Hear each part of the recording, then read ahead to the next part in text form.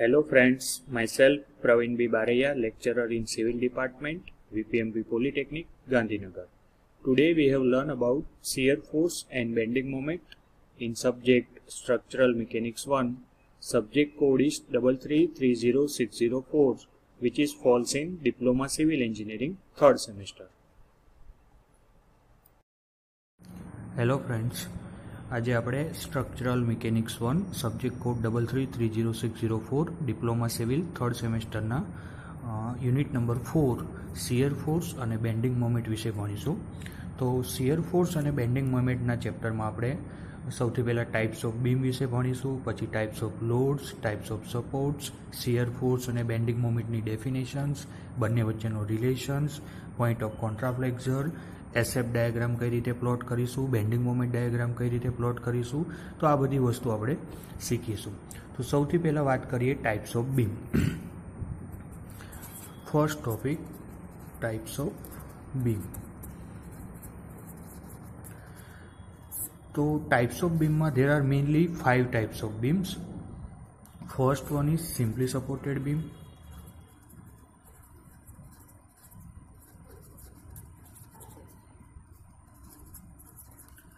Second one is overhanging beam.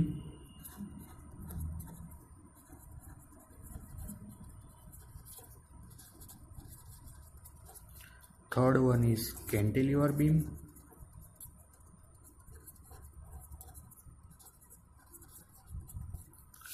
Fourth one is fixed beam.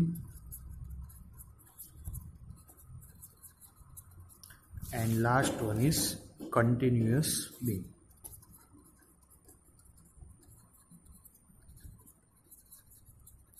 તો મિત્રો mainly types ઓફ બીમમાં આ 5 ટાઈપ્સના બીમ્સ આપણે ભણવામાં આવે છે. આ 5 જે ટાઈપ્સ ઓફ બીમ છે એને હંમેશા સિક્વન્સમાં યાદ રાખવાના, જેથી આપણે ભૂલ ના પડે. સૌથી પહેલો છે સિમ્પલી સપોર્ટેડ બીમ, સેકન્ડ છે ઓવરહેંગિંગ બીમ, થર્ડ છે કેન્ટિલીવર બીમ, ફોર્થ છે ફિક્સ બીમ અને લાસ્ટ વન છે કન્ટિન્યુઅસ બીમ. જોઈએ one by one. First simply supported beam.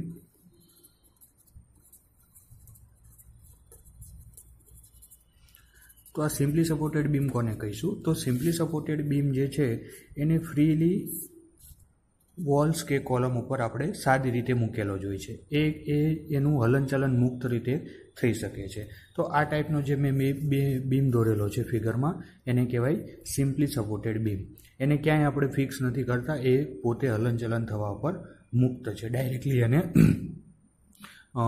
Columns અથવા તો વોલ્સ ઉપર આપણે મૂકી દેતા હોય છે. તો આ છે સિમ્પલી સપોર્ટેડ બીમ. સેકન્ડ છે ઓવરહેંગિંગ બીમ.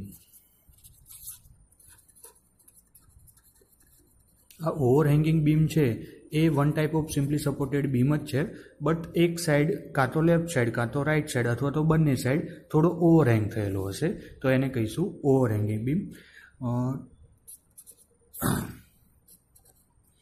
આ છે આ રાઈટ સાઈડ છે, રાઈટ સાઈડ ઓવરહેંગિંગ બીમ. એ જ રીતે લેફ્ટ સાઈડ પણ ઓવરહેંગ થયેલો હોય અથવા તો બંને સાઈડ ઓવરહેંગ બીમ થયેલો હોય. તો આ છે ઓવરહેંગિંગ બીમ.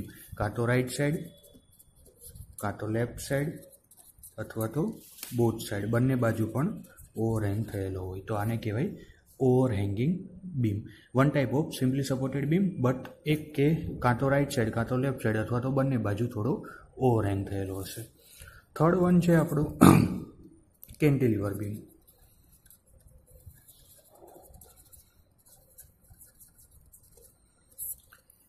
કેન્ટિલીવર બીમ છે એ એક સાઈડથી ફિક્સ હશે અને બીજી બાજુ ફ્રી હશે. કેન્ટિલીવર બીમ એક બાજુ ફિક્સ કરી દીધો હશે અને બીજી બાજુ ફ્રી એન્ડ હશે, એને કહેવાય કેન્ટિલીવર બીમ. ફોર્થ વન આપણો છે ફિક્સ બીમ. નામ ઉપરથી જ ખબર પડી જાય, બંને બાજુ ફિક્સ કરી દીધો હશે. તો આ સાઈડ પણ ફિક્સ અને આ સાઈડ પણ ફિક્સ.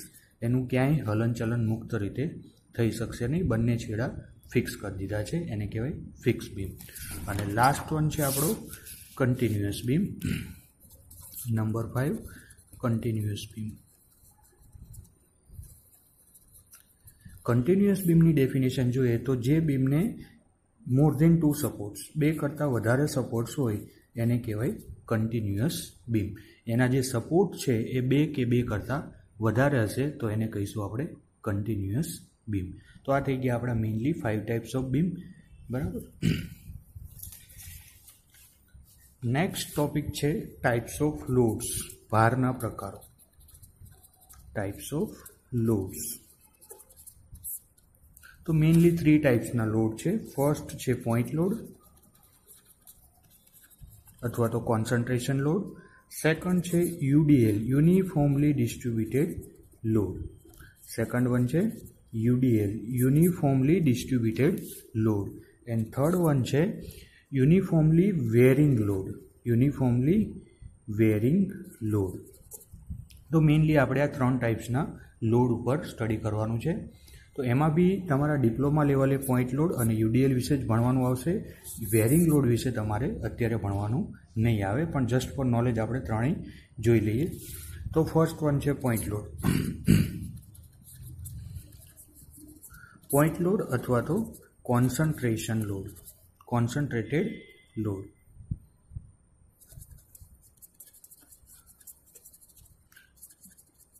કોઈ બી નામ પૂછાય આપણને આવડવું જોઈએ, પોઈન્ટ લોડ અથવા તો કોન્સન્ટ્રેટેડ લોડ.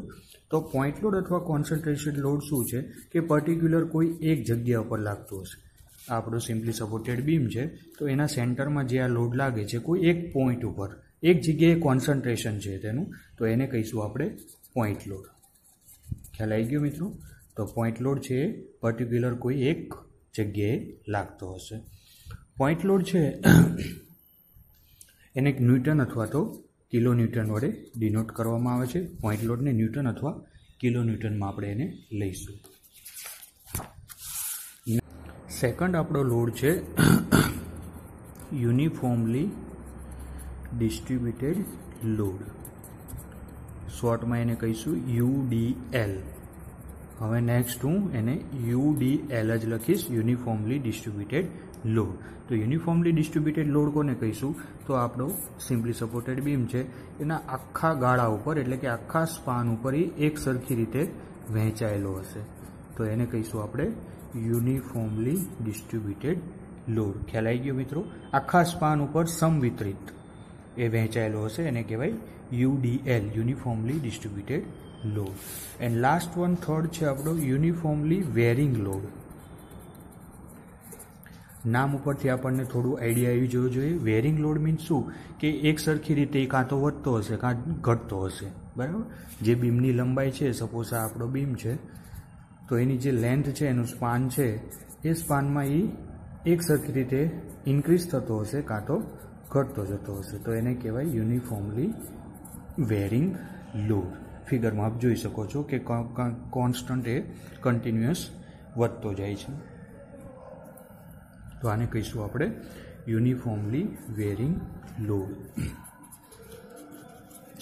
યુડીએલ લોડ છે એને કિલો ન્યૂટન પર મીટરમાં આપણે લઈશું, કિલો ન્યૂટન પર મીટરમાં, અને પોઈન્ટ લોડ છે એ ન્યૂટન અથવા કિલો ન્યૂટનમાં.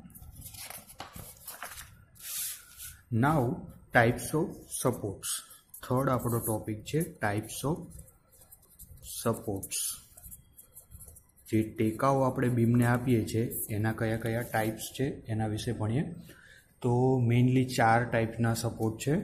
ફર્સ્ટ વન છે સિમ્પલ સપોર્ટ,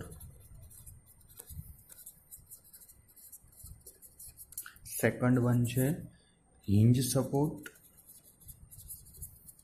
થર્ડ વન છે ફિક્સ સપોર્ટ, ફોર્થ વન છે રોલર સપોર્ટ. તો મેઇનલી આ 4 ટાઈપ્સના સપોર્ટ છે. જે બીમ છે એને આપણે ટેકીએ છીએ, તો એના સપોર્ટ્સ આપણા મેઇનલી 4 ટાઈપ્સના છે. Simple support, hinge support, fix support and roller support. જોઈએ one by one. First one is simple support.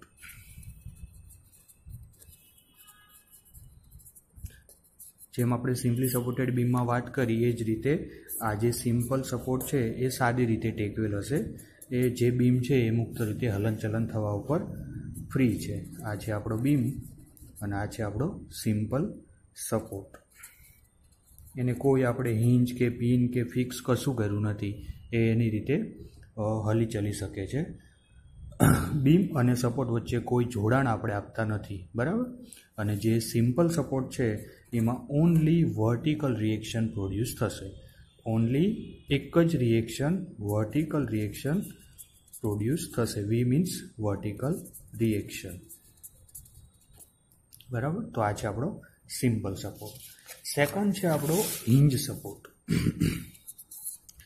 Next one hinge support. જે હિંજ સપોર્ટ છે એને આપણે, આ છે આપણો બીમ, આ છે આપણો સપોર્ટ, બરાબર.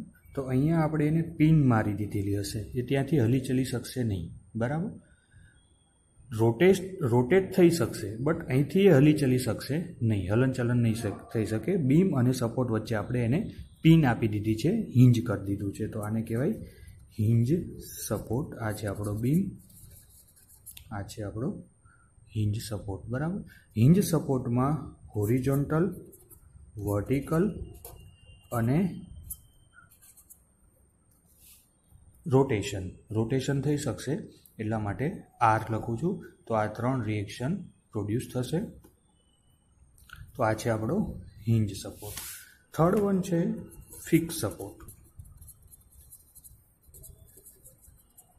નેક્સ્ટ વન ફિક્સ સપોર્ટ, બીમની સપોર્ટ. જે આપણે ફિક્સ બીમમાં ભણી ગયા કે એને ફિક્સ કરી દીધો હશે દિવાલમાં, બરાબર કોલમ સાથે મજબૂત એને જડી દીધો હશે કે જેથી એનું હલનચલન નહીં થઈ શકે. તો આ છે આપણો ફિક્સ સપોર્ટ.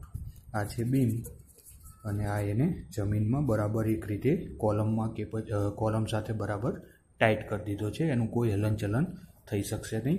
અને જ્યારે ફિક્સ સપોર્ટ આપેલો હોય ત્યારે હોરિઝોન્ટલ, વર્ટિકલ એન્ડ મોમેન્ટ 3 આપણા રિએક્શન પ્રોડ્યુસ થશે, બરાબર. And last one is roller support.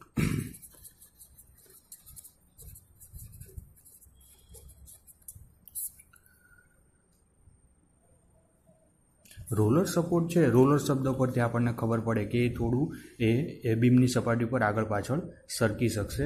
તો આ છે આપણો બીમ, આ છે આપણો રોલર સપોર્ટ. એ શું છે કે એ હલનચલન કરી શકશે, આગળ પાછળ સરકી શકશે સપાટી ઉપર, બરાબર. રોલર આપેલા છે એટલે એનું મૂવમેન્ટ થઈ શકશે.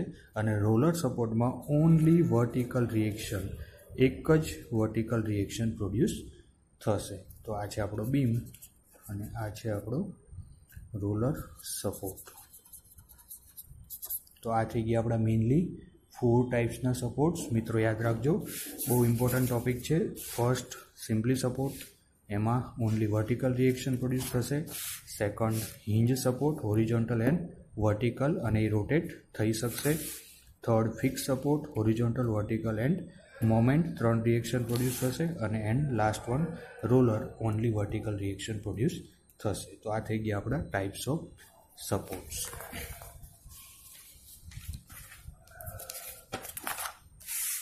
નેક્સ્ટ ટોપિક આપણો determinate and undeterminate beam. Next one determinate and indeterminate beam. તો આ ટોપિકમાં આપણે એ સમજીશું કે આપણે જે ટાઈપ્સ ઓફ બીમ જોયા, સિમ્પલી સપોર્ટેડ છે, ફિક્સ છે, કન્ટિન્યુઅસ છે, કેન્ટિલીવર છે, તો એ કયા ડિટર્મિનેટ છે અને કયા ઇનડિટર્મિનેટ છે એના વિશે ભણીએ. તો ડિટર્મિનેટ અને અનડિટર્મિનેટ બીમ માટે સૌથી પહેલાં કોઈ પણ ટાઈપ્સનો બીમ હોય, વોટએવર, સિમ્પલી સપોર્ટેડ હોય, કન્ટિન્યુઅસ હોય કે કેન્ટિલીવર હોય, એનું જે સમતોલન છે એના માટેની મેઇન 3 કન્ડિશન છે. Sigma horizontal 0, sigma vertical 0 and sigma moment 0. આ 3 છે આપણી ઇક્વિલિબ્રિયમ કન્ડિશન. આ 3 શું છે? ઇક્વિલિબ્રિયમ કન્ડિશન, સમતોલનની શરતો. આમાં ક્યારેય કોઈ ચેન્જ થશે નહીં. આ 3 જ છે, હોરિઝોન્ટલ 0, વર્ટિકલ 0 એન્ડ મોમેન્ટ 0. હવે બીમનું એનાલિસિસ. ડિટર્મિનેટ બીમની ડેફિનેશન થાય છે કે જે બીમનું એનાલિસિસ આ 3 કન્ડિશનથી થઈ શકે એને કહેવાય ડિટર્મિનેટ બીમ. બટ બીમનું એનાલિસિસ એટલે શું? બીમનું analysis. What is beam analysis? તો બીમનું એનાલિસિસ એટલે કે જે પણ બીમ છે એના ઉપર લાગતી અનનોન ક્વોન્ટિટીઝ ફાઇન્ડ કરવી.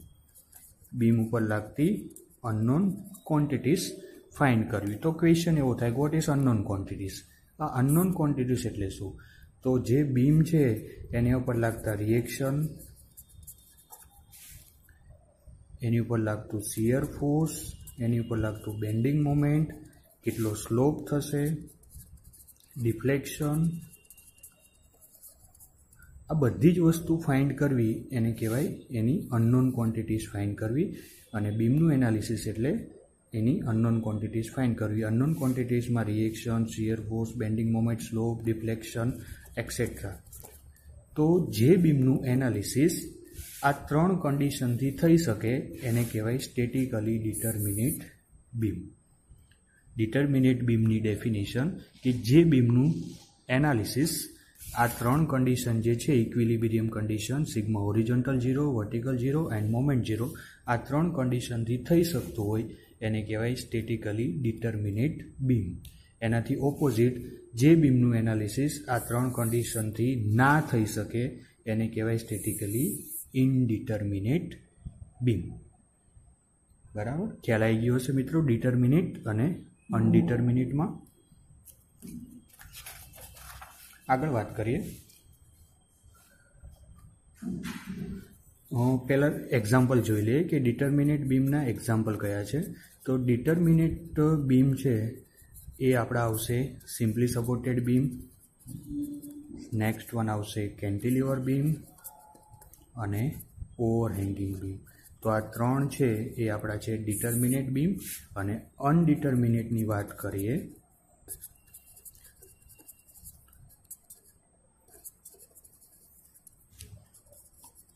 અનડિટર્મિનેટ બીમમાં આવશે fix beam, continuous beam and propped cantilever beam. તો આ છે આપણા સ્ટેટિકલી ઇનડિટર્મિનેટ બીમ. જોઈએ આ કેમ ફિક્સ બીમ ઇનડિટર્મિનેટ છે, સિમ્પલી સપોર્ટેડ કેમ ડિટર્મિનેટ છે, એના વિશે આપણે આગળ ચર્ચા કરીએ. એની પહેલાં એક સ્ટેટિક ડિગ્રી ઓફ ઇનડિટર્મિનસી SI આ પણ આપણને ખબર હોવી જોઈએ. તો આ SI શું છે? Static degree of indeterminacy. તો SIનું ઇક્વેશન થશે number of unknowns minus number of equilibrium condition.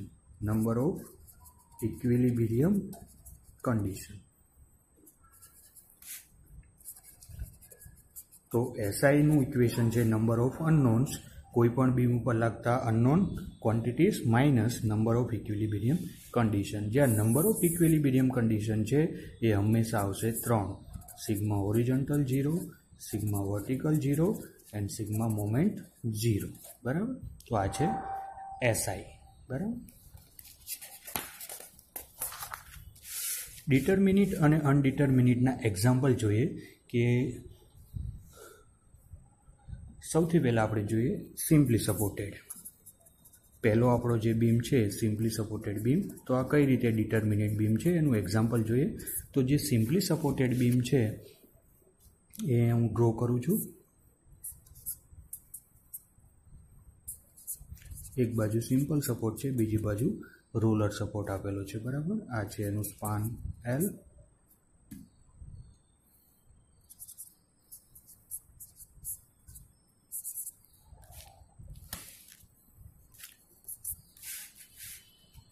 ફરીવાર અહીંયા ફિગર ડ્રો કરું છું, ક્લિયર.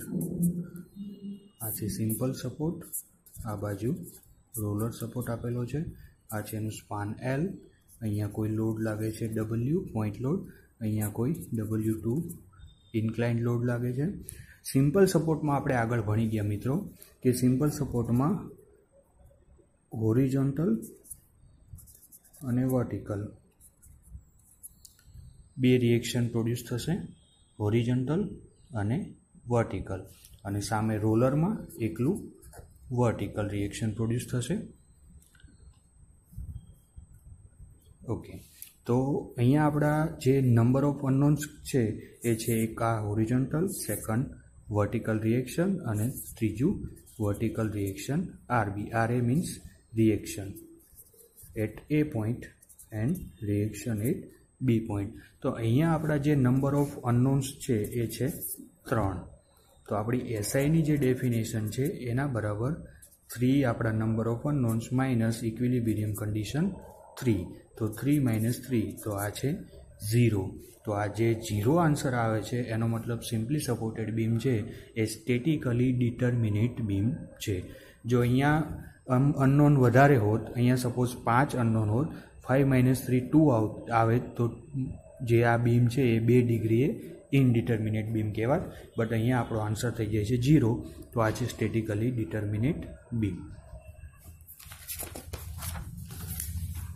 એ જ રીતે એક બીજું એક્ઝામ્પલ લઈએ, ફિક્સ બીમનું એક્ઝામ્પલ લઈએ.